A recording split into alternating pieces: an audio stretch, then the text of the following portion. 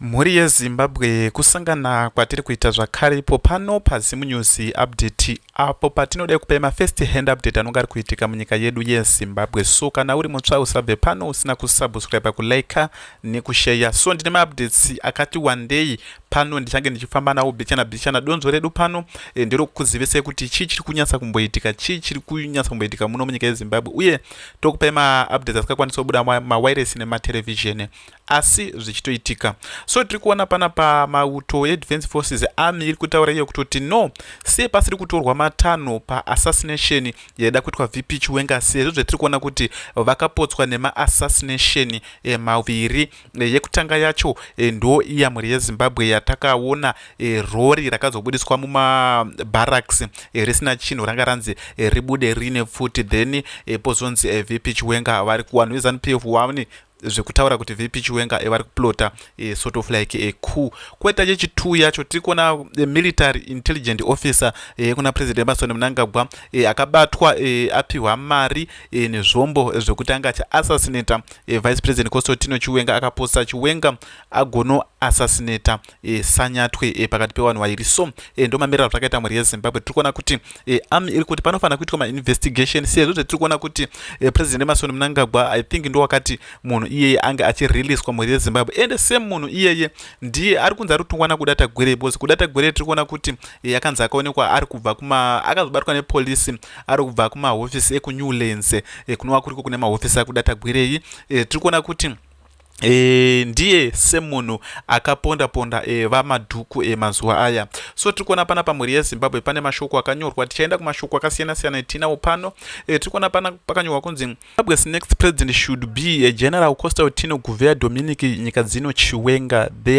It is written and will be defend every word. General Constantino Dominic nyika dzino Chiwenga, not because he is perfect, but because in 20 years of Zimbabwe, in 20 years of Zimbabwe, not because in 20 years of Zimbabwe most turbulent political and economy history, nobody has produced a corruption dossier on him in this environmental. That is a qualification. Tiri kuona mhuri yeZimbabwe kutoti kuri kunzi hapana munhu akambo producer nawa dossiers corruption. General Chiwenga does not need a construct liberation narratives. He lived one.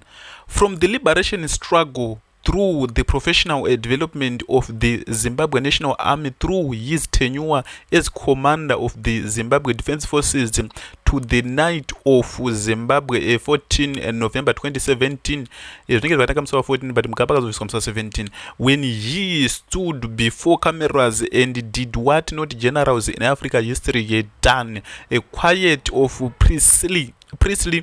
General Chiwenga has demonstrated an understanding of both power and restraint that is extraordinary. Operation Restore Lagos was not a tantrum. It was not a coup of personal ambition. It was a calculated constitutional conscious intervention designed to preserve the integrity of ZANU-PF and the Zimbabwe state from a faction that had captured both. History will be genius to that night, and the man who ordered it deserves the full recognition of that he is risked. And wanatemba mulisko wetu hapana kuriska kwakaita chichi. Azvo zvacho muri yeZimbabwe ndofunga tikuona ndo zviri kuitika pano. Tichienda pane nhaurwa rekedza titange taenda pane nhaurwa yaamajesi Majome. Tonga tichingoti bate tichiti CM tichikuzivisa kuti chichi chiri kuitika. Amajesi Majome kuna vasikazivi nhaurwa yacho but inozikanwa nemunhu wese. Tiri kuona kuti ndo anga vari kubandiko Human Rights Commission, Zimbabwe Human Rights Commission vakazodzingwa mushure mekunge vanga vari kuopoza nhauwa yeconstitutional amendment bill number 3. So vakaendesa nyaya kumatare edzemhosva tisikazozivi kuti ichapera sei, but nhauwa yacho inonetsa sezvo tiri kuona kuti matare edzemhosva mazhinji acho akakepchwa mhuri yeZimbabwe. So tiri kuona panapa ndo mamirira zvakaita. Regedzai tiverenge panapa. A rights activist has approached the Constitutional Court seeking to overturn Presidential Emerson Mnangagwa's decision to resign the Zimbabwe Human Rights Commission ZHRC chairperson Jesima Jome, arguing that move was unconstitutional. In an urgent application filed on April 21, 2026, Alan Chipoyi condemns that the president failed to fulfill his constitutional obligation by bypassing mandatory procedures governing the removal of member of Independence Commission. Trikuona panapa nyanauwa iyi yakumatare edzemhosva, but handioni kuti vanobudira. Chipoyi argues that the April 10 directive reassigned Majome to the Republic Service Commission was not an administrative transfer, but in substance and effect a removal from office as chairperson of the Zimbabwe Human Rights Commission. Turikuona panapa mhuri yeZimbabwe ndo nawo vari kukwidza nawo kumatare edzemhosva kutoti vange vari about justice panenge pasina.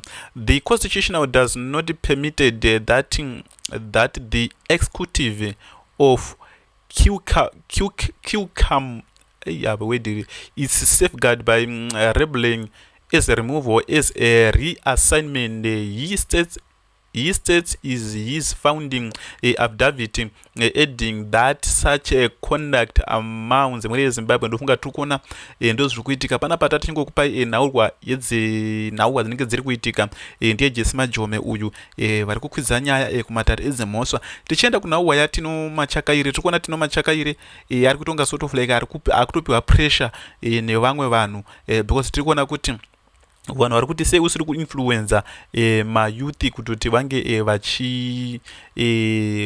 vange vachisimbisa Cape 3.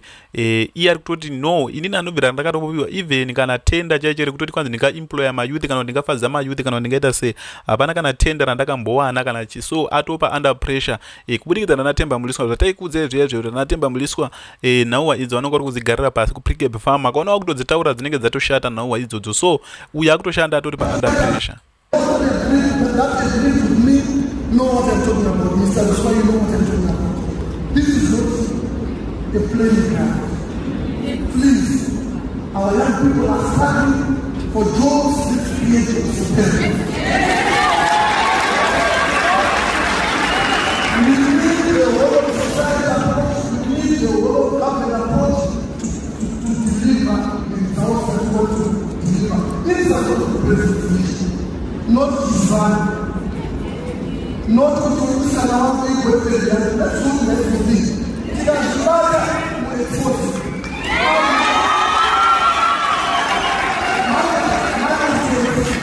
My says, I am not part of those that are doing the wrong things.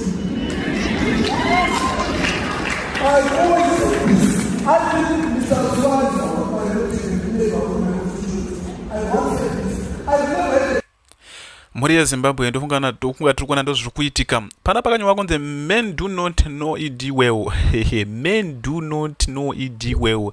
I am sure this minister is also the youth league boss who hasn't been heard public either expressing support for or registering his dislike of Constitutional Amendment Bill number 3. ED mastered the long game and someone who waits for the right moment to strike against such people. Tirikuona panapa murume ato muhot soup nenhauwa yekutoti iye anga asipo, but inhauwa yekutoti ana boss para ndo wakanyora nhaurwa iyi tonga sort of like wadotomisa constitutional amendment because tirikuona kuti mari idzi dzinanga dziripo kuti ma MPs vanga vachisapota constitutional amendment bill number 3, but tiri kuona kuti kana dzaakumiswa nana boss para manje anenge ari ma1 chaiche zvinhu zvasinotombomira zvakanaka. So tichienda pana Vanelson Chamisa vanenge vari kunyora mashoko akawandisa panapa tiri kuona vari kutaura nenhauwa ye-constitutional amendment bill number 3, and Vanelson Chamisa is a grave assault and attack on the independence promises. Vari kuti kuchinja kwebumbiro remutemo pakatoipa tikuona pana pakanyorwa kuti the independence promises was a promise of freedom, ndi Vanelson Chamisa, a promise of one man one vote, a promise of a promise of dignity and sovereignty, a promise of justice, a promise of peace, a promise of tolerance, a promise of unity and oneness, a promise of success for the African citizen, a promise of opportunity for young people, a promise of dignity in retirement and social security, a promise of better education and better health care and social services, a promise of good governance and good governance upon inclusive national processes and self-determination, a promise of hope. Tikuona ndo mashoko ari kunyorwa naVanelson Chamisa aya pakaipa mhuri yeZimbabwe. That is a promise and that promise has been broken. Tikuona panapa we are now notorious in the negatives. Tikuona panapa chese chaitwa neZANU-PF vanhu vanonga vari kungo-opposa chete, vanhu vanonga vari kungoita same. We are more divided than ever before. Tikuona vanhu vadivhaida muri, especially pakazotanga kuzosupplywa mari apa vanhu vakadivhaida muri yeZimbabwe. Haikona zvemafanizi zvezvo zvekudivhaida zvezvo kutoti unyasa unoti vanhu vadivhaida pari zvino kudivhaida chaipo. We are poor than ever before. We are the more depressed people than ever before. We are more oppressed people than ever before. We are more than disappointed people than ever before. Muri yeZimbabwe, we are now more delusioned people than ever before. Tikuona mashoko ari kunyorwa naVanelson Chamisa. Rikidze timboone kuti vanhu vane mukuono ipi mucomment section. Tikuona panapa pakanyorwa kunzi chibaba isu tabo nemanotsi ndaimboti pasi nemusangano, but I think it's a high time to say pamberi nemusangano. Tikuona panapa zviri kunyorwa kunzi isusu tabo nemanotsi. Words of wisdom, my president, everything is broken under the regime of Zviganandas. Tikuona panapa Constitution Amendment Bill 3 cannot be fought on X, my brother, your message just a few twimbles. Tikuona panapa alori kwati pa few symbols, that's a few twimbles. Rekedza iti yende panapa tikuona vanhu vari kuisa ndo zviri kuitwa izvo muri yeZimbabwe.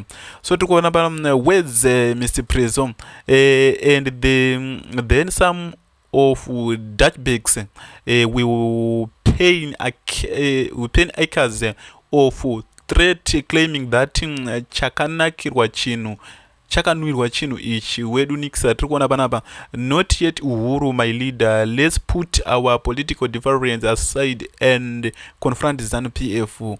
Tikuona panapa pari kunyorwa zvinhu zvakasiyana siyana. Imagine kutenda iri rakupiwa wikino, imagine tenda iri rakupiwa wikino chibvayo. Ngatinyandi imagine tenda iri rakupiwa wikino chibvayo. Tikuona panapa muri yeZimbabwe zvinhu zvinomira zvakanaka zvino ma1. Uyu ndiye anga MP we-CCC. Constitution Amendment Bill number 3 is being unable to traitor who dubbed Povo under CCC banner. Nhasi vava kupemberera mabhozi atina kukanganwa. Tikuona panapa muri yeZimbabwe miono ine vanhu vanenge vari kuona kuti chii chiri kuitika. Tikuona panapa pakanyorwa kunzi freedom, dignity justice and equal opportunity for all those principles must remain at the center of our governance and the national direction. Let us work together in unity and respect to restore and protect the promise for present and future generation. Tikuona pana vachamisa zvimwe zvachona kana kurega kuposta zvakupi taneta nema-empty promises ako hauna nyaya taito kuvhotera but hauna nyaya nevanhu kutaura kuti hausi kuona nhamo yatinayo siku nesikati. Vatsvangirai unovanyepera kuti vakakusira chigaro kana uine mweya wako uyu. Tiri kuona mhuri yeZimbabwe ndo mashoko ari kutaura panapa, so ngatisangane munyusi dzinotevera.